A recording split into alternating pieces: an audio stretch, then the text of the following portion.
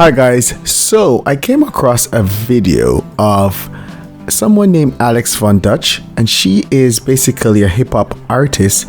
She originally was from Germany. She came to the US, and apparently she was, I wouldn't say a student, but Kevin Samuels was one of her mentors, and she has been doing some mega trolling. And what's a little impressive about this trolling is how she's able to get so many people triggered. So I was looking at her video. So she started out, saying, do black women not feel supported by black men? And of course, that just was an avalanche. That video has over 5 million views and countless responses. And I could not even go through all the responses. There's just so many responses. And what keeps happening is that with these responses, it keeps pushing her into the For You page of TikTok. And so she's doing successful trolling. And now, I've seen different content creators cover her, and what she's doing is basically getting all this buzz. And it's interesting, because she asked a question: why do black women not feel supported by black men? And I mean, I think a lot of people were very sarcastic in their answers and very dismissive. Some people ask, why is this any of your business? One of the things I've come across is, originally from Jamaica, I don't get that feeling from Jamaican women. I think a lot of people are disappointed in being poor, and they're looking to escape poverty, and they're looking at it more as a partnership, successfully or unsuccessfully. I find in the US it's a bit different because of the fact that I think black Americans, a lot of them are not married, and so unmarried men, unmarried women, it creates and because of social media, it creates a venue for a gender difference, and that gender difference creates this, what I consider a little bit of a gender war happening, especially in YouTube.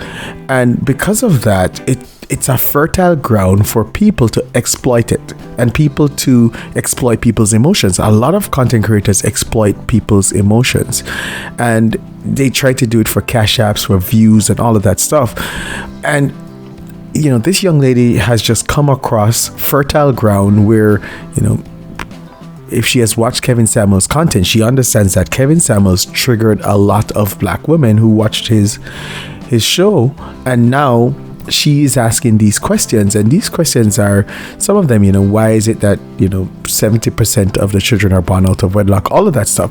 And a lot of people, it's something you hear in black YouTube a lot, but I find that a lot of people don't like when, and this is where I think there is a difference. I find that a black man or a black woman speaking about these issues is accepted. I find a white man speaking about the issues, we saw this with Cynthia G and Brian, women love it and they lap it up. I mean, if a man says, hey, these black men are not doing well and whatever, I find that it's supported. Those videos go viral on YouTube. But one set of people that I find that the women don't like when they speak are white women. And that shows, I don't know why, and my suspicion is, and I'll be very honest with you, I think because in the US there's a European beauty standard, I think there is a lot of jealousy of white women. And it's a sad thing, but I think it is so. And I think that when they dive into these issues, I think they're unfairly attacked when they dive into these issues. And I think that the very same way that you can get a Brian calling Cynthia G and pointing out certain things, I don't see what's the problem with his counterpart, the white woman, saying, hey, what's going on here, because I think that one of the big things that I find in the community, the YouTube community, is lack of accountability on both sides. To create a child out of wedlock, it takes two people. And you'll hear women say it's the men, and you'll hear men say it's the woman. It's both people, and both people have created the problem. And until both figure out that they're accountable for this, it will continue to happen. And what's happening is one set of people say, hey, we're going to go with white women, and another set of people say, hey, you know what, we're going to find, non-black men. And the thing is, you have to deal with that accountability before you do all of this stuff, because all you're going to do is take this bad behavior into other communities.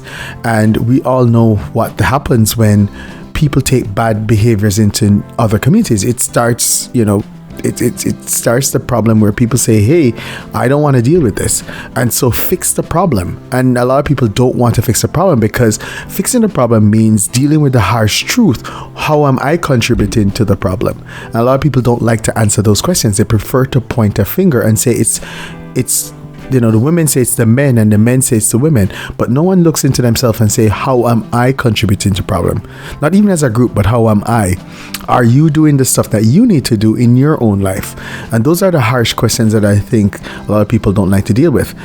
I kind of like when these women or men come into the picture, because one of the things is, a lot of the problems that has been happening in the black community have become a black community problem now, more and more because of social media, and because of more of the fact that I think the society is becoming more integrated.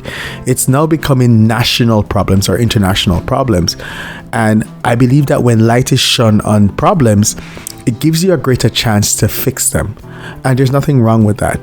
So I just wanted to cover this, because my thoughts are that I think she's trolling, but I think the reaction to her is too outsized, and it kind of exposes the fact that there's an unfair treatment between when white men state an issue with what's going on in the community and when white women do it. And I think that that's being exposed by this. Thanks, guys.